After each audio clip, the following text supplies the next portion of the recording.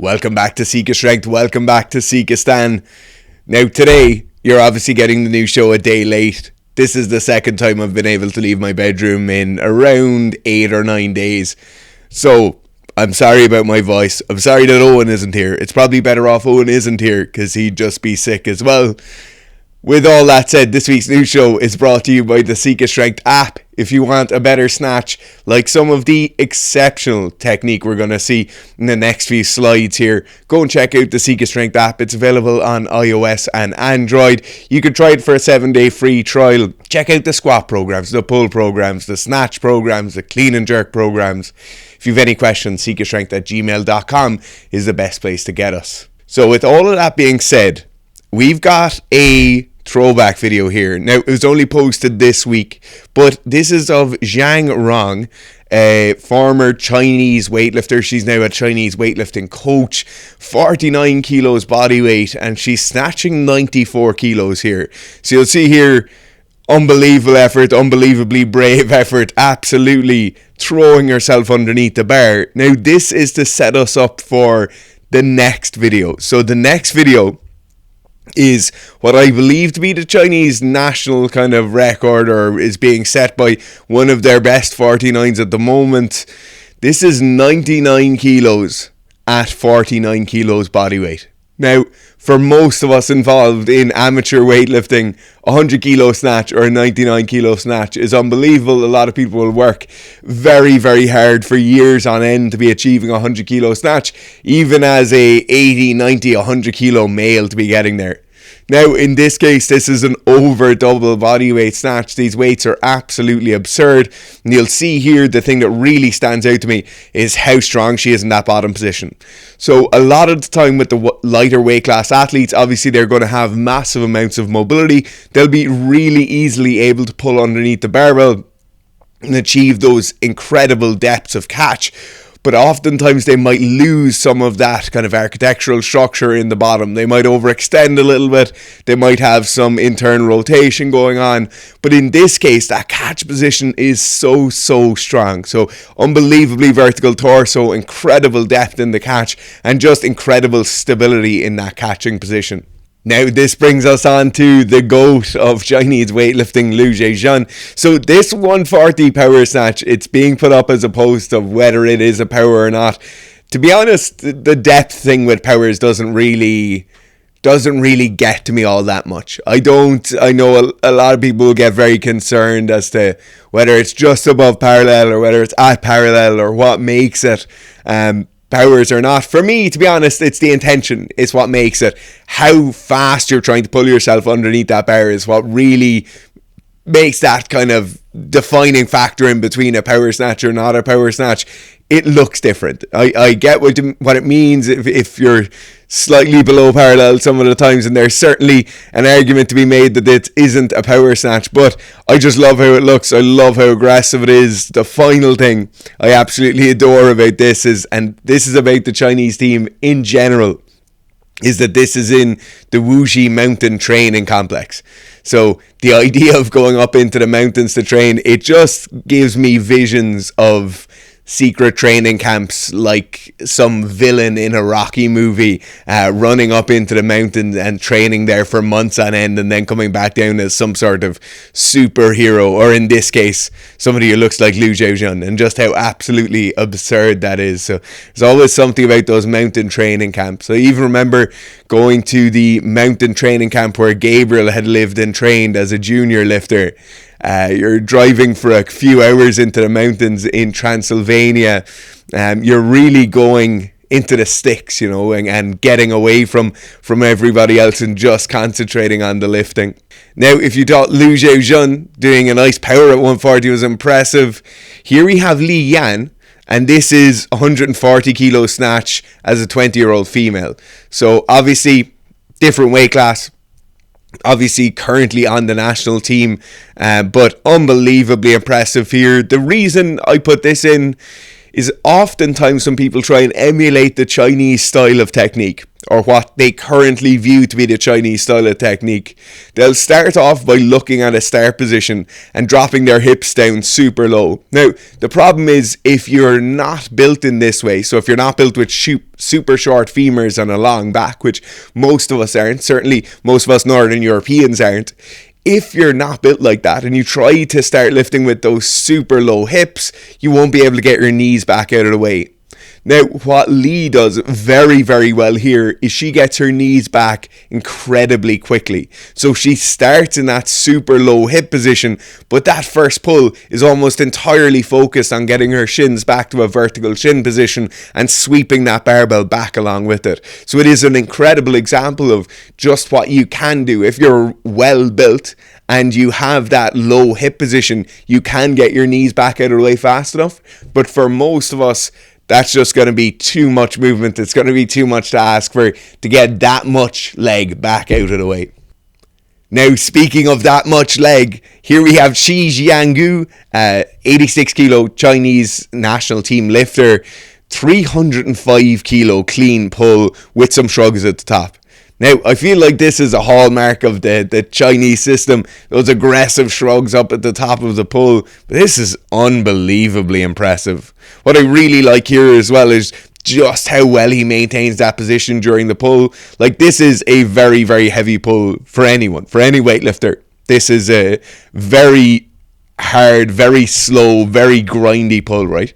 But we don't get any of that loss of position. You'll see he's very upright and kind of externally rotated shoulders at the start. He doesn't allow his shoulders to be pulled down. He also doesn't start bending his arms and pulling with his arms, which you particularly see with some of those Chinese athletes on their national team. As they get into the heavier pulls, those arms start bending a bit. There's absolutely none of that here during the pull. Just an absolute horse of a human being. Now, from one international powerhouse to another, we have Simone Abati from Team Italy. He's last year's youth world champion, and he's doing 160 here for no foot snatch. Now, this is unbelievably good, and this is, I know Owen a few weeks ago kind of primed you guys that after the Olympics you're going to see some videos coming out of people who competed at the Olympics and who might have been banking or storing some videos that they didn't want to release prior. What you're also going to see is you're also going to see youth teams, and you're also going to see athletes who are incredibly motivated by the Olympics. They might have just missed out on going to the Olympics, and you're going to see massive lifts from them in the next 6 months. You'll also see massive lifts from people who mightn't have gotten the results they wanted at the Olympics, and they'll start hitting those strength blocks hard. I'm already seeing it. I'm not going to name any names, but we've already seen some people starting back into their strength training and hypertrophy training pretty aggressively. So we obviously love to see it around here. We love to see people getting back into some hard training cycles. But this is absolutely crispy fresh. Obviously starts with that quite wide position anyway. This with the wider foot position and going to a no foot style snatch or no foot variation isn't going to hurt you quite so much as if you were pulling with a narrower stance. But this is very, very nice, incredibly smooth, very strong overhead. Going now from a no foot variation of the snatch to a no shoe variation of the snatch. So this is obviously no gear lifter or Shirakusa. I'm sorry guys, I'm probably absolutely butchering these name pronunciations. But a Japanese lifter, you've seen him many times online, I'm sure. He appears to have flip-flops here that have AstroTurf stuck to the bottom of them. And he's here easily snatching what he calls his season best of 136 kilos with very, very nice and smooth technique. Now, this brings up an interesting thing. One thing, if you are going training in Japan, not changing your shoes is a massive social faux pas. So if you're calling into a gym, you have to make sure you're bringing training shoes with you, whether they're weightlifting shoes or whether they're just separate training shoes. You wearing your street shoes or the normal kind of trainers you might be walking around in is an absolute no-no, to the point where you'll have to take them off and kind of disinfect them in front of people so they see you doing it.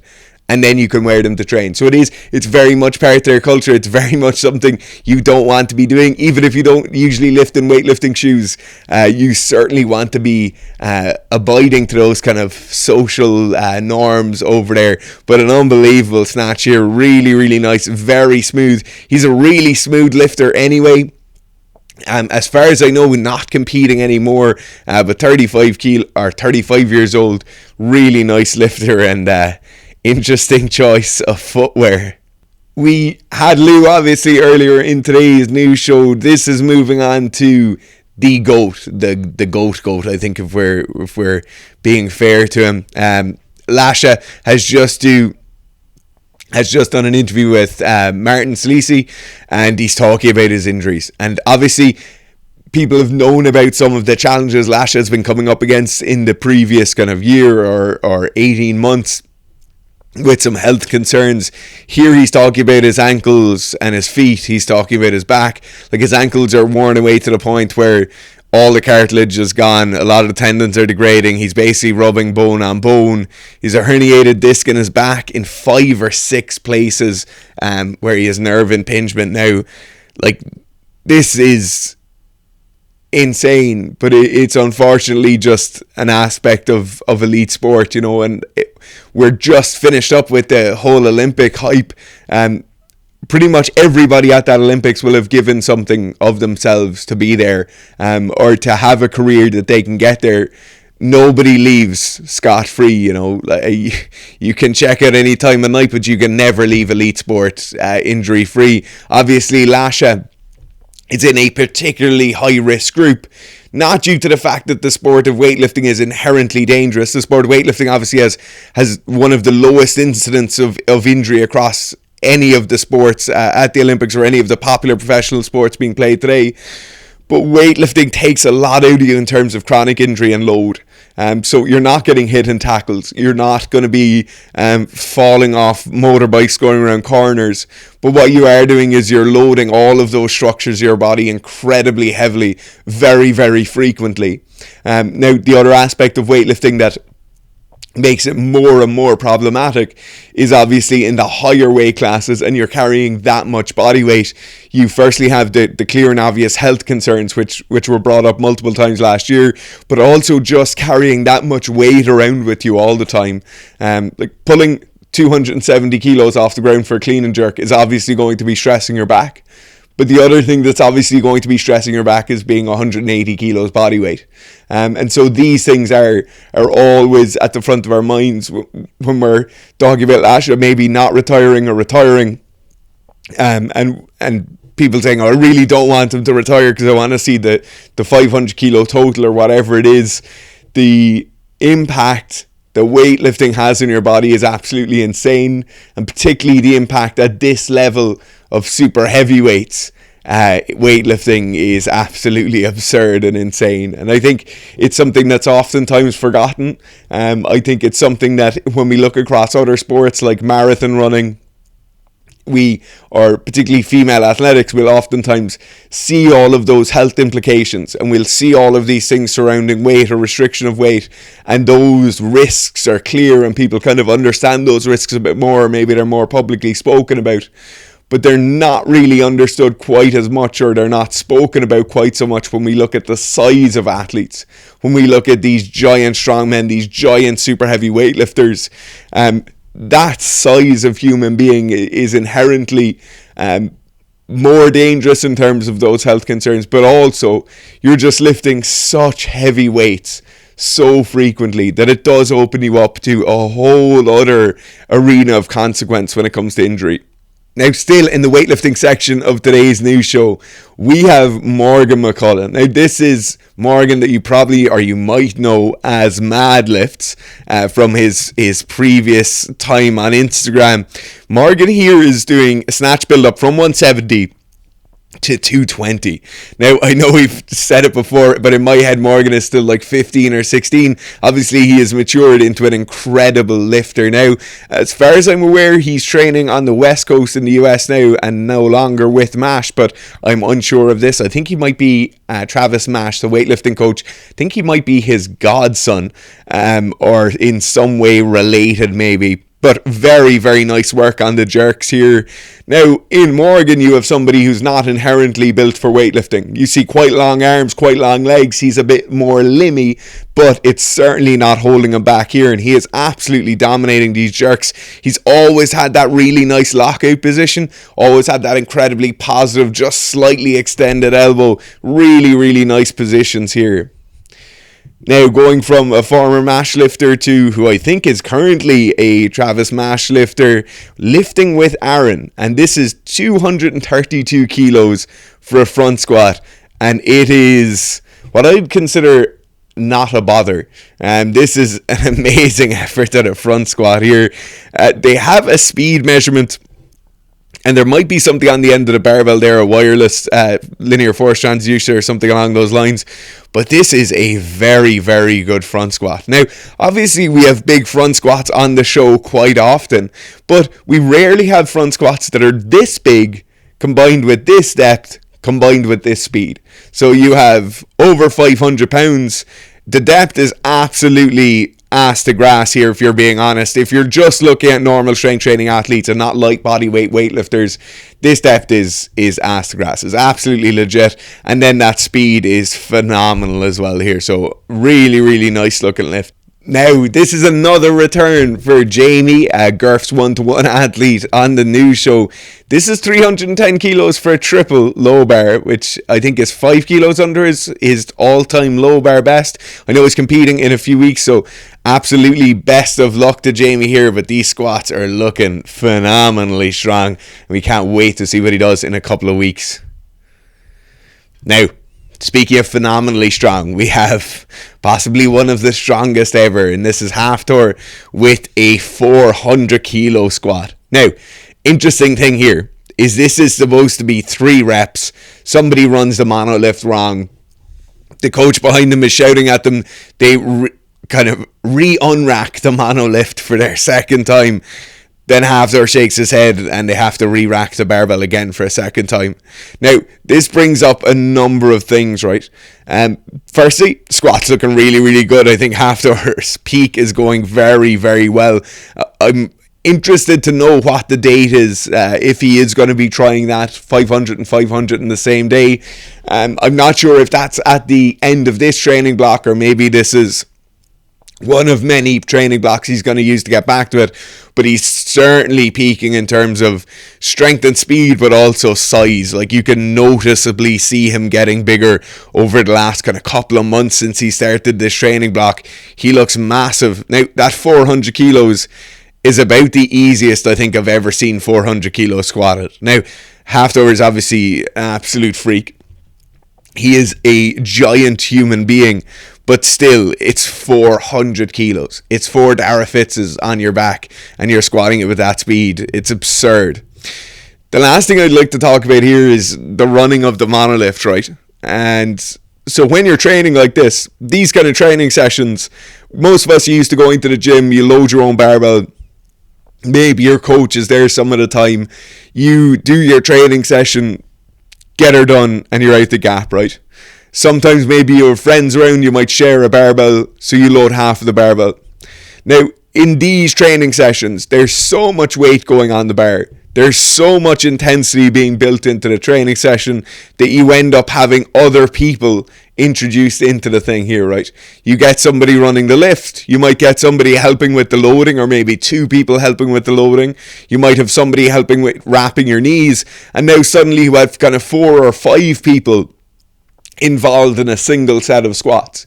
Now, obviously, we've all seen cases where the barbell loading has been messed up, where we misload one side to the other, and we get a non-balanced barbell, which is dangerous in itself. But in this case, these kind of, not max out, but these sets where we're really pushing ourselves quite hard, like in this case, 400 kilos for a triple is certainly going to be up there in terms of rep max for him currently. In these kind of sessions, we get the dangerous thing where maybe the athlete and the coach have an understanding of what this set is going to be. Maybe the understanding for today was that we're going for a heavy triple, but nobody's really told whether that's a 380, 400 or 410. And so as you're warming up throughout the training session, nobody wants to be bothering the athlete massively. The coach is probably giving a bit of input. Nobody really wants to be going over and asking the question. But in my opinion, what you really have to do in these cases, and even if I'm coaching a bog standard general population class and we're all doing squats, everybody has an understanding for what's going on right now. And if I get two normal people to help spot somebody else and they're spotting either side of the barbell, everybody has an understanding of what's going on. This is our top set today. It's 400 kilos. We're doing it for 3. If he fails it, obviously we're going to spot or whatever that is. We're not doing any more top sets after this set of 3 is done. And it is just a communication thing. Obviously people are excited, people are incredibly hyped. It's an incredibly intimidating environment to be in, but you have to just be clear in cases like this. If somebody is helping out, everyone has to know what's on the agenda for the day. The squatting absurdity continues on now, and we have George Kolar. So George Kolar 942.5 on Instagram, and it's 380 kilos for a double. Let's just let this play through, right? We have a really, really nice low bar position. It's not incredibly low bar, very, very upright. More along the lines of that kind of modern hybrid style, but it's certainly in what I would consider the low bar bracket. But it is a lovely iteration of what you can do. So low bar squatting with high bar positions or with high bar movement patterns is really, really nice here. So very, very nice forward movement of the knees, really nice vertical torso, and a very active and upright upper back position here. This is, in my opinion, what most powerlifters should be squatting like. You're still getting the advantage of the barbell being a small bit lower down. You're still getting the advantage, depending on how you're built, of allowing yourself to have some forward torso inclination, but you're really utilizing quads, glutes, hips and backs here. You're not just dominating with the posterior chain. You're really getting a nice well-rounded squat, and I think we can all agree it looks a lot better as well. Speaking now of heavy squats, and this is obviously from an absurd angle of somebody who is 30 feet up in the air, but we have Mega Gojira coming in here with 1,000 pound plus squat. As always for Mega Gojira, I think this looks like every other 1,000 pound squat we've ever seen him do. It looks quite pedestrian, quite easy. I'm not sure what he's training for here, or if he's just training in his normal gym. This looks to be some kind of college gym setup, or certainly a large kind of athletic style gym. But this looks just so easy, and it's funny to see this in contrast. We have the Hafþór in a monolift, coach behind him, 3 people around the monolift, somebody's running the monolift, we have people out to the side, and here we have Mega Gojira, Jesus Oliviera, unracking it on his own, walking it 2 or 3 steps backwards, absolutely nails the squat, and then walks it in, throws it back in the squat rack. There is just something so nice and so pleasing about that. Up next we have Jippin, a powerlifter, I assume. I don't know his full name and I can't find his full name. And this is not something I thought would be on today's news show bingo card, to be honest. 502.5 kilos for what he calls a BTB deadlift. I don't know what BTB is. Behind the back. Is it behind the back though? This is just, if you're driving and listening to the news show or you're not paying attention, just please look at this, because I really don't know what to think, right? So when we put a barbell behind us like this, we've all done it, or you've probably done it if you've spent enough misused hours of your life in a gym where you just end up messing around with things. You've probably done this. Sets up with his calves touching the barbell, so the barbell's behind the level of his shins. We used to get some people doing this in the bodybuilding world for a while, but what does this do for you? So this basically takes away what's known as the forward toppling effect of the barbell. The forward toppling effect of the barbell is the barbell pulling you forward and down and out of position as you try to pull the barbell off the floor. And this is because there's a certain incongruence between where my center of mass is. If I look from the side, where the center of mass of the barbell is and where my center of mass is, right? Normal human beings, your center of mass is sitting somewhere between the bottom of your rib cage and your belly button, depending on how you're built and how you're proportioned and all that good stuff. So that's going to be sitting somewhere probably over and in front of the barbell as you start pulling on the ground. obviously then the only time you're putting force into the ground is the only time you start actually pulling on the bar. So that force is being put on the ground probably somewhere that's directly underneath the bar. So we have my body mass is out here. I'm trying to pull my body mass back. The barbell is slightly out in front of my center, the base of support, or the center of my sole, or the sole of my shoe on the ground. And then as I start to push into the ground, so I'm pushing into the ground here, the barbell is out here, I get this kind of forward toppling effect. We've all done it, right? This is why your back rounds during a deadlift, why you get pulled forward during a deadlift. But when we put the barbell behind us, that doesn't happen. Now, my question here isn't so much, or my ponderings here isn't so much whether if this is in some way harder, or if this is in some way more dangerous, because you'll see there is quite a bit of upper back flexion going on there, but that happens during deadlifting anyway. My question is, what happens if you show up to World's Strongest Man and try and do this? Or you show up to your normal... I'm pretty sure if you showed up to an IPF powerlifting competition, they'd chuck you out and you're not allowed to do it. But why aren't you allowed to do it?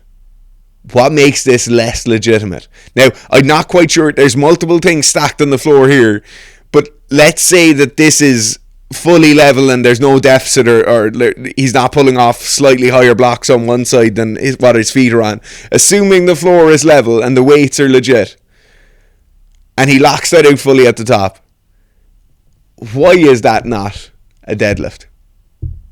I'm not calling anyone out. I know if Owen was here, Owen would have his own opinions. But why isn't... Try and convince me in the comments as to why this isn't a deadlift. Why is this a less legitimate deadlift than a conventional deadlift from the floor? Moving on before the trouble starts. Moving on to another record being broken, or another limit being broken, and it's Colton the limit breaker. As absurd as ever, with the sign of semi-sumo, not quite sumo, definitely not conventional, 420 for 5. Like, I feel like a broken record at this point talking about the talent that's in powerlifting at the moment, but the talent that is in powerlifting at the moment is absolutely absurd. And I'm talking about people who are not super heavyweights, who are in good shape. Like, obviously they're not going to be doing the CrossFit Games or running a 400 meters or doing the lifting off workout or something, but they're in good shape, right? Physically, they have great physiques. And they're doing absurd weights. Weights that if we thought were being done raw in the early 2000s, somebody would have led you outside and had a chat with you about the realities of the world. Nobody would believe you about what was going on.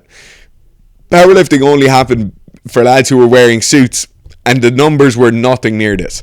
420 kilos, nearly 1,000 pounds for 5 reps.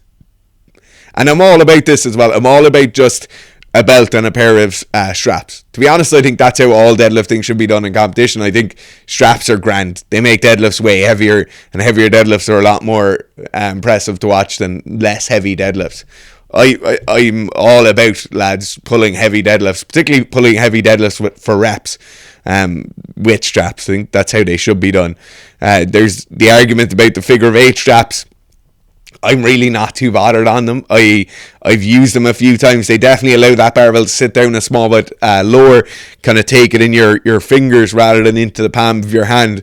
But this is an incredible deadlift. And we've talked about his stance before. I really like that stance, that moderate sumo or that semi-sumo stance. I really, really like it. I think it works great. Funnily enough, another group that stance works great for is some general population lifters, maybe who are slightly older in age or restricted in their mobility, who can't necessarily deadlift a barbell from the floor using conventional stance, and you're coaching them. Throw them into a semi-sumo stance and you see how they get on. I bet they'll do a lot better. Just allowing them to bring their knees outside their hands like that oftentimes allows them to achieve those positions an awful lot better. It's the same reason we scale people's deadlifting initially by getting them to do kettlebell deadlifts rather than a standard conventional deadlift. Right, moving from the limit breaker into a mind bender here. This is definitely not the conservative sumo stance here, but this is what we're seeing in terms of a tactical advantage of using everything to your advantage. Long barbell, so a deadlift bar I'm not sure what the weight is on the bar here. To be honest, I think he's putting this up as much to annoy people as anything else, because the comments on these videos are always powerlifters going absolutely crazy. But you'll see this here. This is what the Sumo deadlift offers you, right? This offers you a wider stance, so less range of motion of pulling the barbell off the floor. It also allows you to keep your grip quite narrow, so you're putting the most bend into the barbell. So imagine if my hands are quite wide, I'm going to have a lot less bend in the barbell than if my hands are very, very narrow. So it allows you to put as much bend into that already bendy and whippy barbell. And then figure of 8 strap, so the bar sits as low down in your hand as possible. Like if that's in my hand, that barbell is sitting at least 6 inches lower than it would be if I was using normal straps or just hook gripping the barbell. Like that's massive. You're already cutting the range of motion on a sumo deadlift. Now you're taking 4, 5, 6 inches more out of that. It's absolutely absurd. Right, so we're into the final stages now of Bilbo Swaggins or John Hack's training block. We've been following it along. I feel like John has a resident section of the new show now at this point. But here we have the last heavy bench session, 267.5 kilos.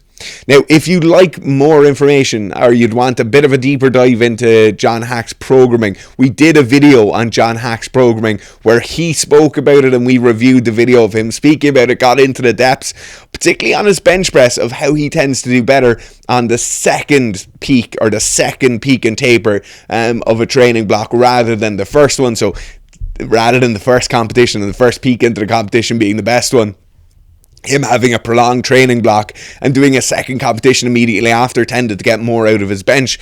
But I think everybody can see what's happening here with this 265. This is so easy, so good. Considering this is the last heavy bench session, if I'm not mistaken, I think this is about what he hit, or this might have been heavier than what he hit at the last competition for his bench press. And this is what he's doing in the last heavy session before the competition.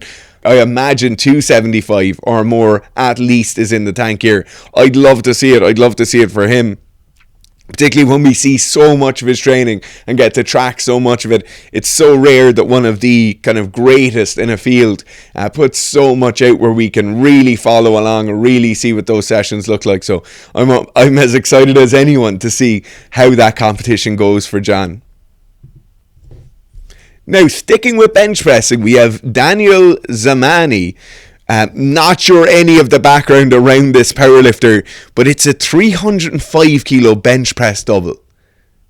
305 kilos bench press double. And he's by no means a super heavyweight here. I really don't think he's more than maybe 110 or 120 kilos. Certainly doesn't look to be into those kind of absurd levels of body weight. Very, very nice bench press as well. Now, if you watch this, his arms are perfect for bench pressing, right?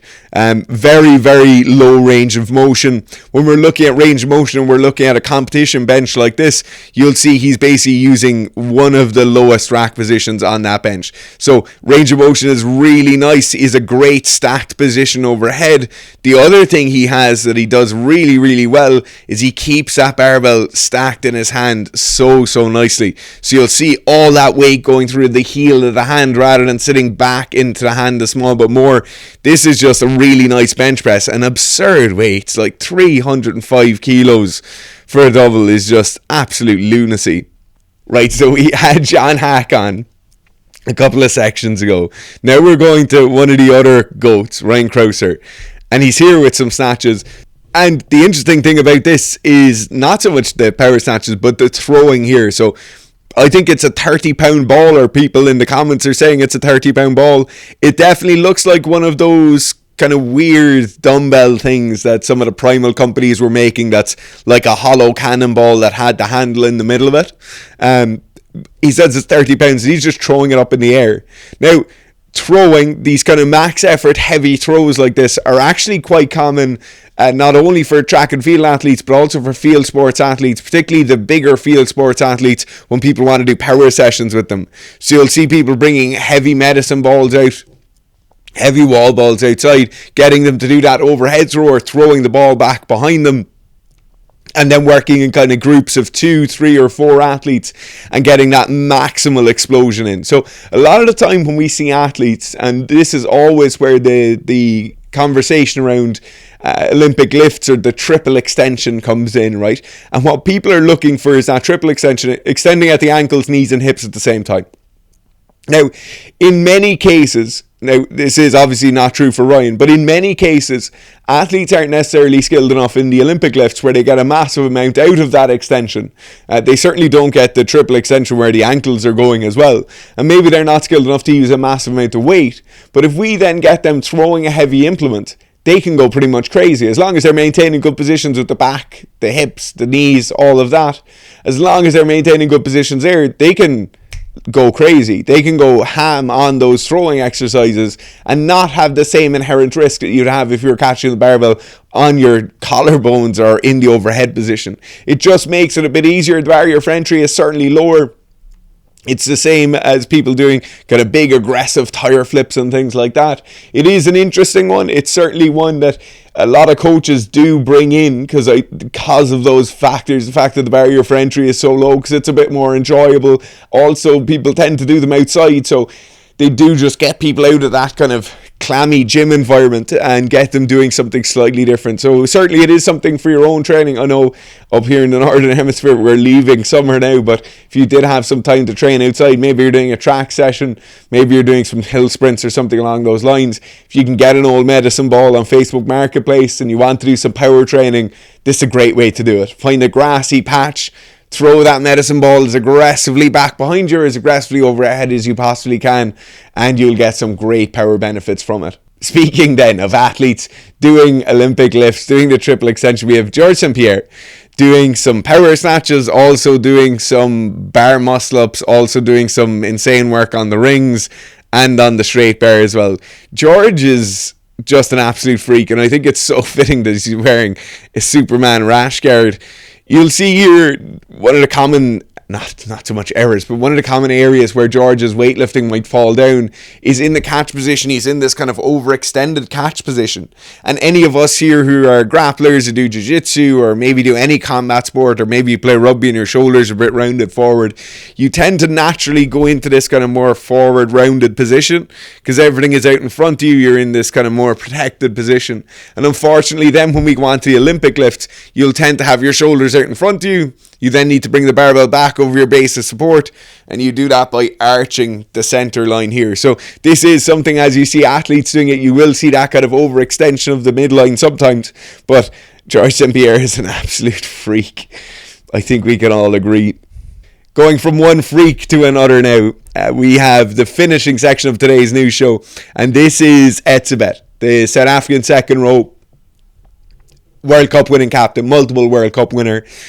An absolute freak by all standards, right? And there's just, Rugby Pass have some details or some stats up here that I think everyone should know, because a lot of the time field sports athletes don't really get heralded for the insane athletes they are. I know the Americans you will do quite well. You'll really hold up your American football players and show people what kind of incredible athletes they are. Etzebeth is one of the greatest second rows of all time, right? He's absolutely unbelievable. First stat here, 75 kilo custom made dumbbells. Now, I know a lot of you might train in big gyms, or you might have been to pro teams before and seen that 75 kilo dumbbells are in every gym, but certainly not in normal rugby club gyms or normal professional rugby club setups. So you're going to get 75 kilo kettlebell or dumbbells, right? So what he's probably doing here is bench pressing with 75 kilo dumbbells. A lot of the time as well, you'll get people doing cheetah rows, bent over rows. All of that single arm upper back work is incredibly useful in rugby. They do a lot of accessory work in South Africa, and something that the Springboks and South African rugby is very, very good at is developing the massive size and strength in athletes very, very young. They push their high school players very hard, and we get a lot of the South Africans coming over here, massive players, very, very big, very well developed.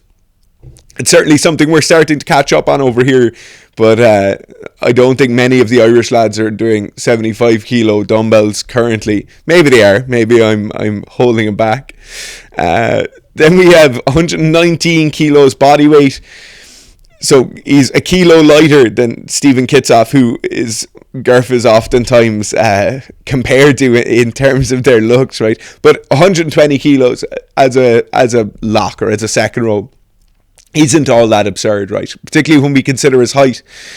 What I will say in the bodyweight stats for most professional players, and this might be a bit of behind baseball for a sec, most of the bodyweight stats aren't up to date. And a lot of the bodyweight stats are lied about. So when you are watching a game and you see current pack weight, or it'll be the pack weight of one team versus the pack weight of the other, most of those stats aren't right. That's a weight that might have been taken 2 years ago, or maybe it was taken at the start of the season, or maybe it was verbally taken from somebody, or maybe it was released verbally by somebody. A lot of the time you get people going in either direction with that. You'll get people saying that center is actually 98 kilos, but they're in fact 89 kilos, and they just don't want to be seen as being very, very light.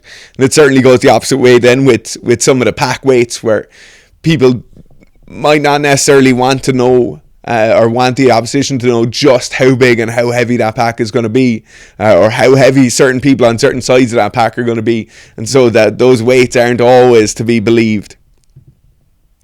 Now, this is my favourite one. He has a 19-inch